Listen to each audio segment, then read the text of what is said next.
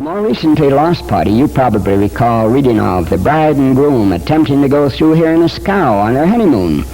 I made this picture of them at this building, entertained them here in my home, offered them life preservers and every assistance. They refused the life preservers. Good swimmers, thought they could swim anything, I guess, but they didn't show up as we were rather expecting. The fathers, becoming worried, began wiring to see if I would start a search. The government sent 2 Army airplanes out from Marks Field in California for me, our nearest Army field at the time. The first time a plane flew up the inner gorge right over the river, I flew as observer with Lieutenant Adams. Adams on my left in this. He spotted a boat, dropped into the narrow gorge with his old plane within 50 feet of the water, that I might see if to the right one. It proved to be. We returned here, landed. I proceeded to the west to Diamond Canyon, my nearest side canyon of entrance to the scow as we saw it. Hiked in 22 miles to the river, where I found some lumber at an old mining prospect that had laid out over 20 years in the weather. From that, in a day and a half, I had this crude boat built. My brother and the chief ranger, James Brooks, joined me there. It was 0 weather at the time. You may notice the standards in our crude boat. I placed those for the chief ranger to hold to. He was not a riverman. We were capsized in the rapids where 3 of Powell's men left their party. One of those standards found the only hole he had in the back of his overalls, pinned him under the boat through the entire rapids. We thought he was gone. The father of the boy came in to see us start. The old gentleman down there helping push off.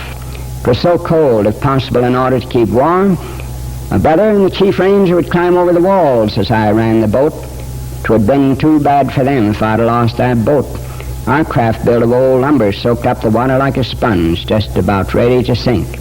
In the next, we have the scow just as we found it before we touched it, right side up, held by its own rope in this quiet stretch, dragging in 30 feet of water caught in the rocks.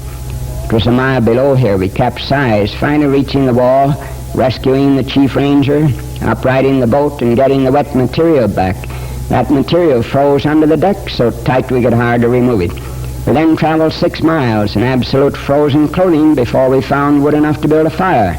But the bodies of the bride and groom were never found. Everything was wet, including ourselves. It was our opinion they had been lining this scow, that is, dropping it from the walls with the rope attached to it through rapids. Rapids they didn't have the courage to attempt to run. Dragged in by the force of water against the boat and drowned. Whatever happened, we think, happened from on shore. It, of course, is possible a sudden rise took the boat away from them while on shore inspecting channels, and they have starved on the walls, as have many others.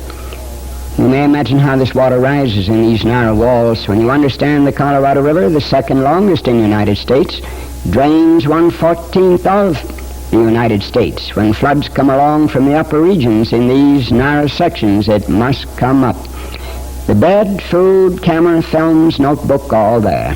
They had our book as a guide, found it high and dry.